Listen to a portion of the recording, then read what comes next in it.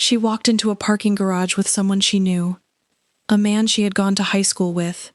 The cameras captured both of them entering, but minutes later, only one of them would ever be seen again.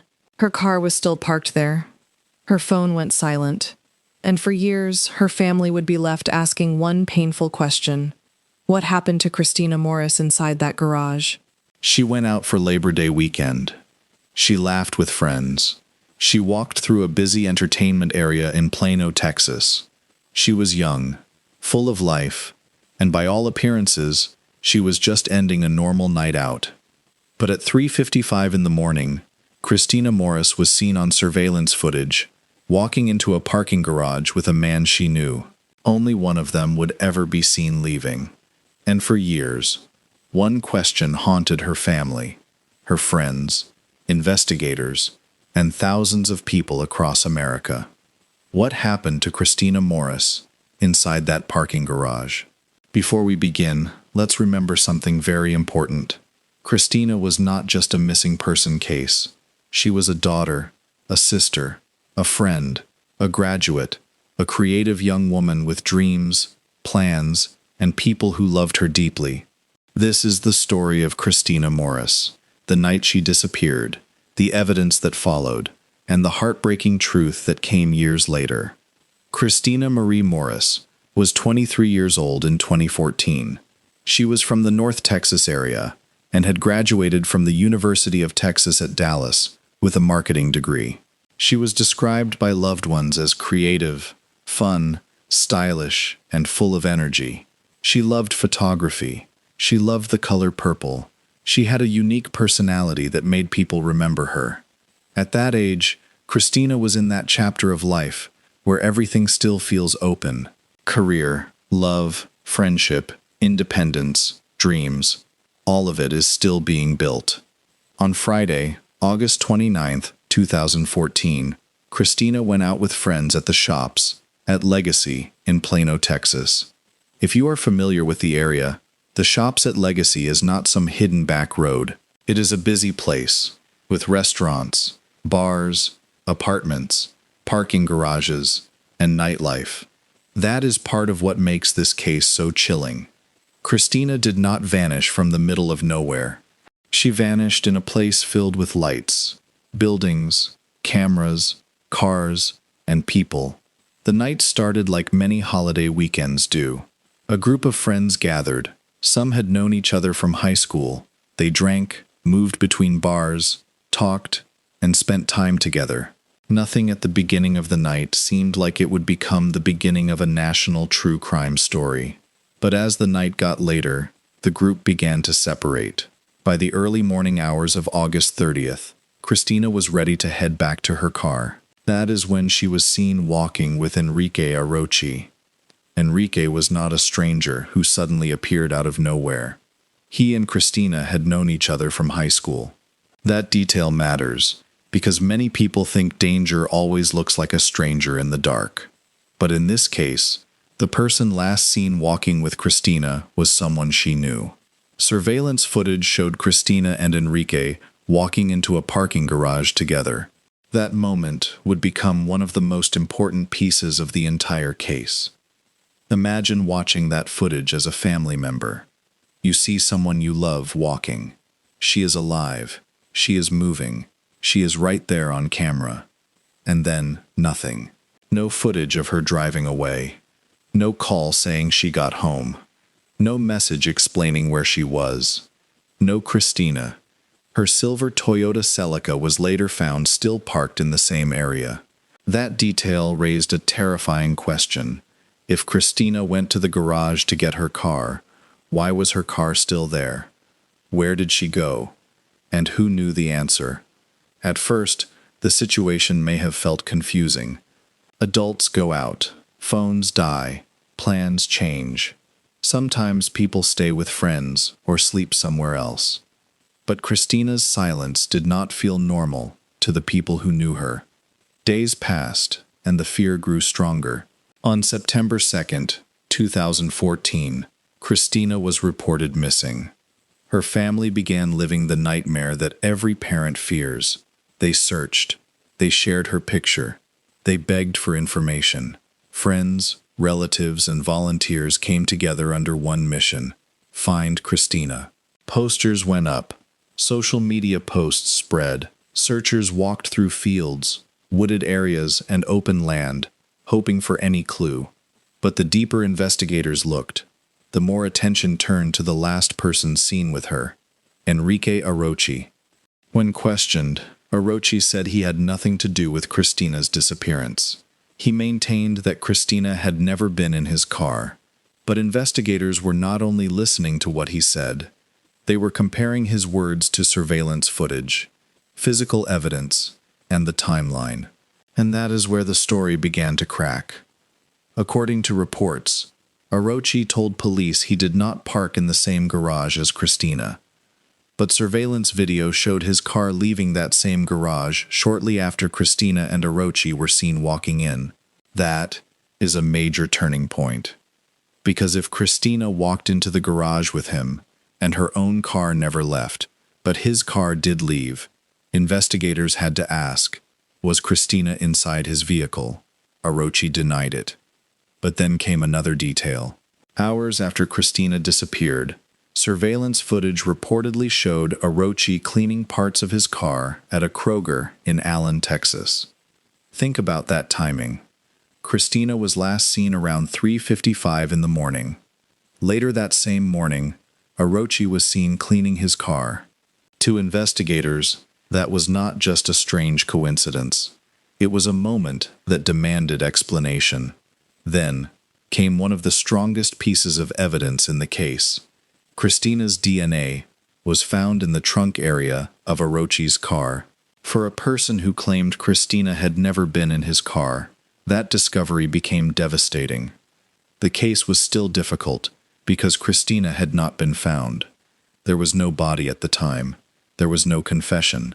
There was no clear public answer about exactly what happened inside that garage or after. But prosecutors built a case around the timeline, the surveillance footage, the contradictions, and the DNA evidence. In December 2014, Enrique Arochi was arrested and charged with aggravated kidnapping. For Christina's family, this did not end the pain, because even with an arrest, they still did not have Christina. They still did not know where she was. That is one of the cruelest parts of this case. The legal system could move forward, but the family was still trapped in uncertainty. Every day without Christina meant another day of wondering. Was she somewhere nearby? Had someone moved her? Would they ever be able to bring her home? The search did not stop. Christina's family became known for their determination. They did not quietly disappear from public view. They kept her name alive. They kept asking for answers. They kept reminding the world that Christina mattered. And while the public followed the investigation, the court case continued. In 2016, the trial against Enrique Arochi began. The prosecution argued that Christina had been kidnapped. They pointed to the surveillance footage. They pointed to Arochi's changing statements. They pointed to his car. They pointed to Christina's DNA. The defense challenged the case and argued there was not enough evidence. But after hearing the evidence, a Collin County jury convicted Enrique Arochi of aggravated kidnapping in Christina Morris's disappearance. Then came sentencing. A judge sentenced Arochi to life in prison. But even after that sentence, the case still felt unfinished, because Christina was still missing. Her family had a conviction, but not closure. Her loved ones could say someone was held responsible for kidnapping her, but they still could not lay her to rest. For years, Christina's family lived in that painful space between justice and unanswered questions. Then, in March 2018, nearly 4 years after Christina disappeared, construction workers were clearing land in Anna, Texas, north of Plano. During that work, human remains were found in a wooded area. Soon after, the remains were identified as Christina Morris. The search was over, but the grief became real in a new way. For years, her family had hoped for answers. They had searched with courage. They had spoken her name again and again. And now, The news they feared had finally come. Christina was not coming home alive. Her mother publicly described the moment as the worst day of their lives. Family members thanked the volunteers, law enforcement, media, and strangers who had helped them across the years. That detail is important because cases like this are not solved or remembered by one person alone. They are carried by families who refuse to give up. They are supported by communities that keep looking. They are pushed forward by investigators who follow evidence, even when the case is difficult. And they are remembered by people who choose not to let a victim become only a headline. So what makes Christina Morris's case so haunting? It is not only that she disappeared, it is where she disappeared. A parking garage, a place so many Americans use without thinking. After dinner, after work, after a movie, after a night out with friends. It is the kind of place where you tell yourself, I'm almost to my car. I'm almost safe. But Christina's case reminds us that the final few minutes of a night can be the most dangerous. It also reminds us that danger does not always arrive as a stranger. Sometimes the person walking beside you is someone you recognize, and that is what makes the footage so difficult to think about. Christina was not running. She was not screaming. She was walking with someone she knew. Then she vanished. For true crime viewers, it is easy to focus only on the mystery, the surveillance, the DNA, the contradiction, the trial. But behind every piece of evidence was a family waiting for their girl.